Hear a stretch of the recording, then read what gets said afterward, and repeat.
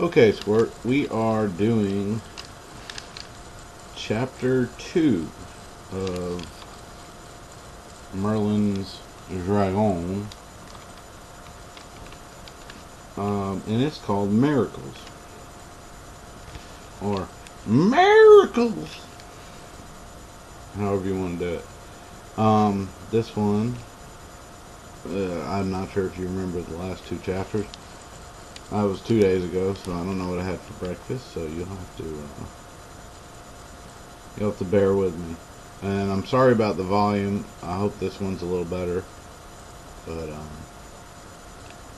we'll see. Anyway, chapter 2, Miracles.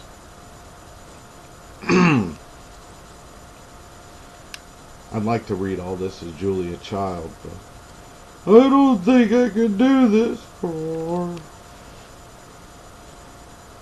200 pages. So. You ready? Okay, here we go. An egg, a seed, a newborn child. They all hold secrets, and they all hold magic. At the moment an egg cracks, its magic at last is released into the world. Or is it the other way around? Is the world at last allowed inside the egg? The year of Avalon's birth.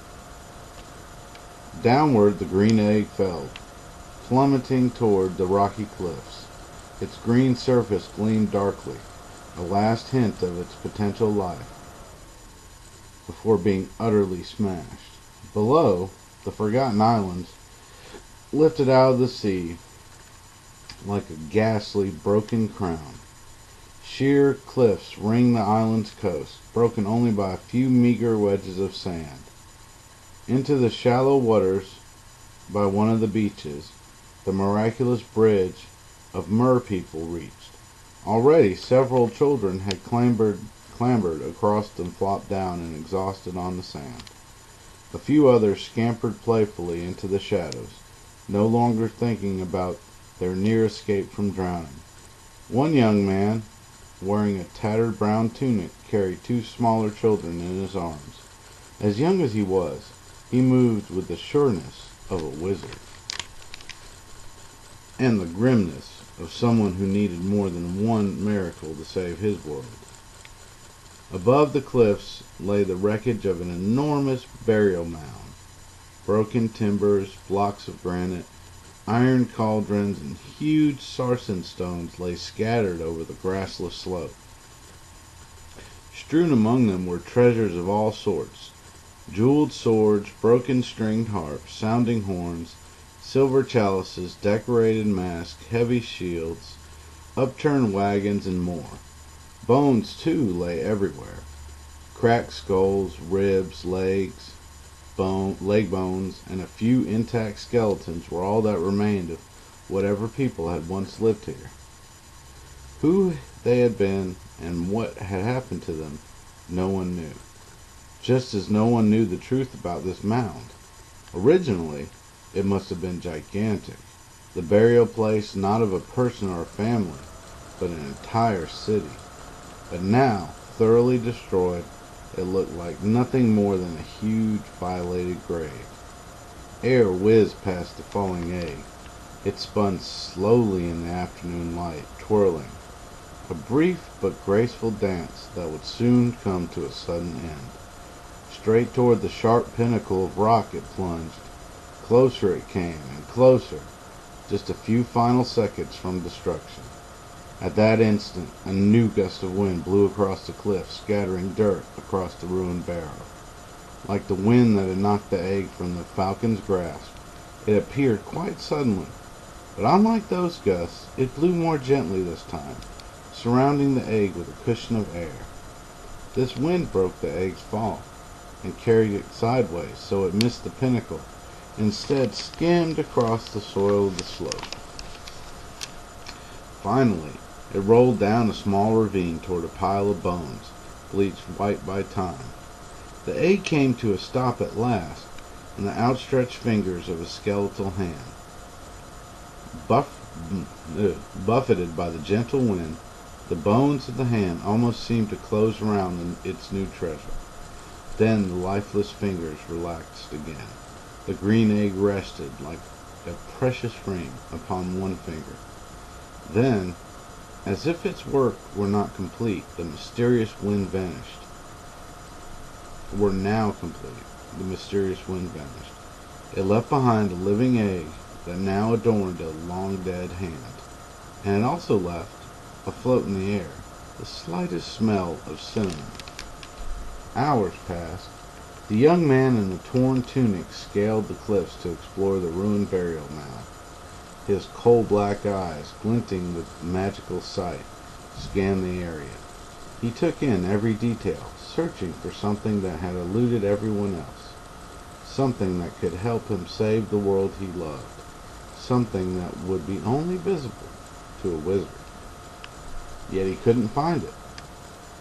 Biting his lip in frustration, he wandered about, poking at crushed shields and broken vases with his gnarled wooden staff. At one point he followed the contours of a small ravine, examining the wreckage around him. Something crushed under his boot, a bleached, bony hand. On one of its fingers lay something green, the stone, perhaps, of a ring. The young man bent down and looked more closely. Was it a stone or an egg? Abruptly, he halted. Not far away lay an object even more unusual. A glowing wreath of mistletoe. Its golden leaves quivering in the breeze. It adorned a fallen statue carved from black obsidian. Intrigued, he left the green egg and stepped over the statue. Moments later, he exclaimed, "That's it! I found it!" To which another voice, deep and wrathful, answered, "Found your death, you mean?" Whipping around, the young wizard faced his challenger, a foe so ruthless he was known by the name Slayer. You followed me here." "That's right, Merlin. Come to end your meddling, I have, once and for all." A fierce battle ensued, so violent that the very ground shook. Nestled within the lifeless fingers, the green egg rocked with the vibrations, rattling against the bones. All throughout the day and long night that followed, the two enemies fought.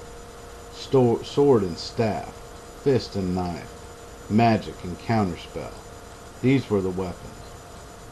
Under the silver arc of the moon they battled, until the next day's dawn. At last, young Merlin prevailed. He stood shakily, holding his sword over his rival's chest, ready to end this brutal ordeal. A mighty wave crashed against the island's shore, sending a blast of spray onto the cliffs. Merlin swallowed, tasting the salt of the sea mixed with his own sweat and blood. Another taste as well, one also richly imbued with blood. Revenge. He braced himself, then raised the sword, as a single drop of seawater rolled down his cheek, stinging the scar under his eye. He squeezed the hilt of the sword. Even as Slayer glared up at him, taunting him wordlessly. Yet, the scars on Merlin's cheek reminded him of a terrible blaze long ago, and the terrible anguish of his past. Anguish that his enemy had shared. "I could kill you." "Do it now, whelp." "I could," repeated Merlin. He drew a deep, ragged breath. "But I won't." To his foe's astonishment, Merlin lowered his sword and slid it into his scabbard. "Too much blood has stained this soil, and our lives, already." All at once, the whole island trembled. Distant thunder sounded, then swelled louder and louder into a deafening rumble. The quaking grew suddenly stronger, knocking the young wizard to his knees. The green egg rattled vigorously against its bony cage, until one of the fingers finally broke off, free again. The egg rolled down the ravine, and only stopped when it smacked into Merlin's boot. But the wizard didn't notice. Something else filled his mind with wonder. Even as the quaking grew more violent, the water surrounding the island grew strangely calm. All the way across the channel, no waves rolled, no surf pounded. The sea itself seemed to be holding its breath. A new breeze kicked up, fluttering the sleeves of Merlin's tunic. Bracing himself against his staff, he managed to stand, but the sight that met his gaze almost caused him to fall over again. Moving! The island was moving, like a shard of driftwood blowing across a pond. The small island slid toward the western coast of Fincaria. Cliffs on the opposite shore drew steadily nearer. The channel narrowed by the second. For a timeless moment, Merlin gaped at the sight of the breeze tossing his dark hair. A sudden grinding crunch erupted, pitching Merlin and the egg by his feet into a shallow pit.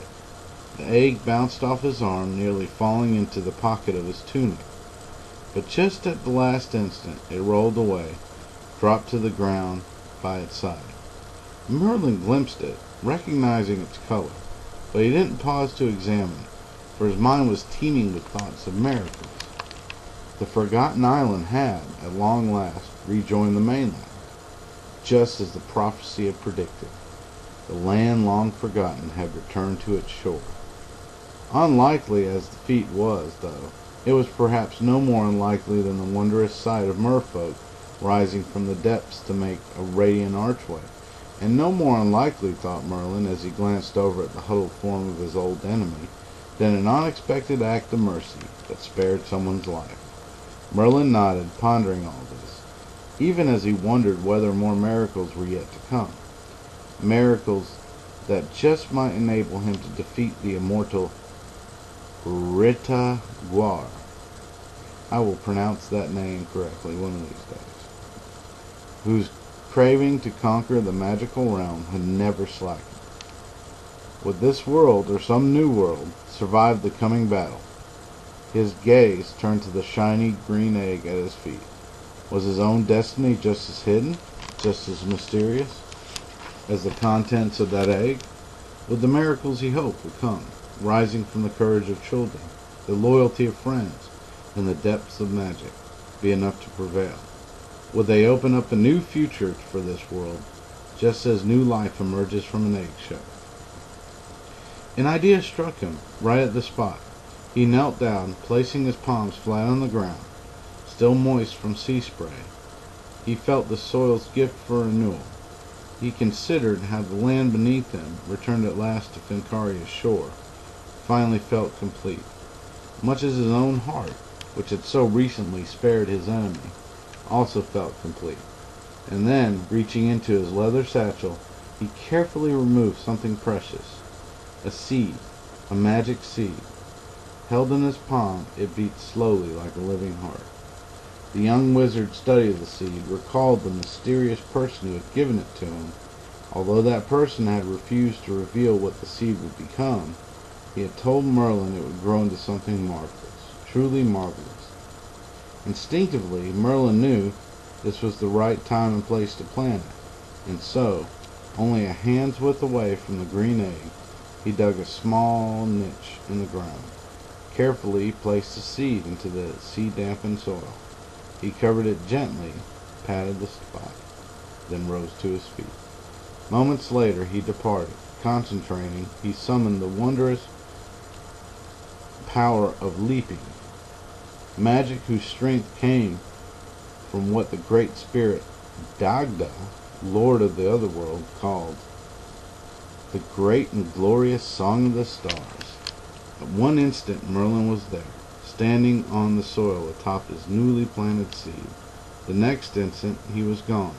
Soon on the far side of Fincaria he would confront his enemy. Rita Guar. I will pronounce that name correctly some one of these days. His face his destiny as a wizard.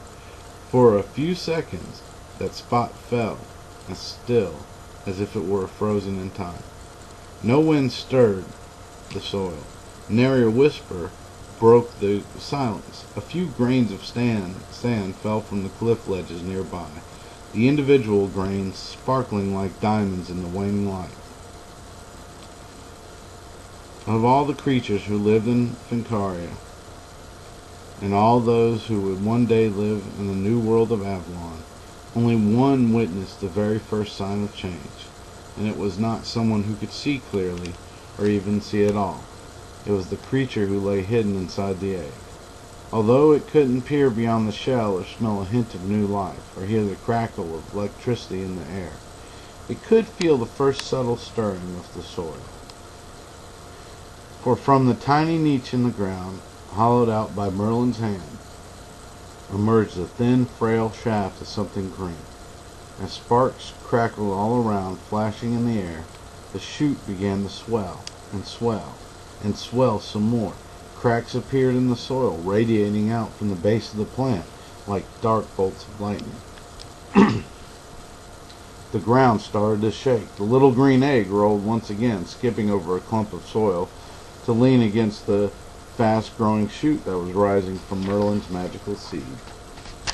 As the shoot grew taller, expanding into a sapling, the egg caught the fork of one of the first branches. Still bigger, the sapling grew, carrying the egg upward. Soon the egg disappeared into layers of greenery that burst from every side. With relentless vigor, the young tree kept growing, bearing its egg ever higher. But this was no ordinary tree, born of no ordinary seed, rooted in the ancient soil of Fincaria, which would soon merge with the immortal mist in the spirit realm. This tree would continue to grow. It would reach upward and outward and inward as well. It would expand with majesty and mystery and complexity beyond description. It would, in time, grow so vast it would become a world of its own, a world that would embrace all things mortal and immortal, a world that would rest between the realm of the spirits and all the other realms of the universe. It was the great tree of Avalon. Okay, that's chapter 2, Squirt, and we'll do 3 later on when I can. Alrighty.